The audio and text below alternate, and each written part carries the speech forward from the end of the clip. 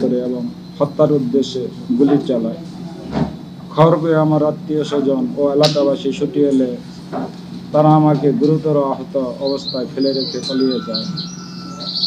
পরে আমাকে অচেতন অবস্থায় স্থানীয় হাসপাতালে ভর্তি করা হয়, কিন্তু অবস্থার অবনতি হওয়ায় আমাকে জরুরি ভিত্তিতে ঢাকা মেডিকেল কলেজ হাসপাতালে স্থানান্তরিত করা হয়।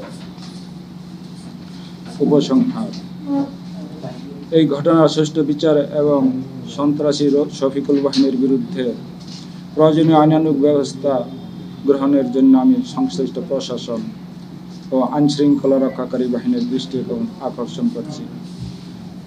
চাঁদাবাজি, মাদক ব্যবসা, অস্ত্র সন্ত্রাস সহ সকল অবৈধ কর্মকাণ্ডের অবসান এবং আমার পরিবারের নিরাপত্তা ও ভাড়াটিয়াদের স্বাভাবিক বসবাস নিশ্চিত করার জন্য আমি প্রশাসনের নিকট যথাযথ সহায়তা প্রত্যাশা করি।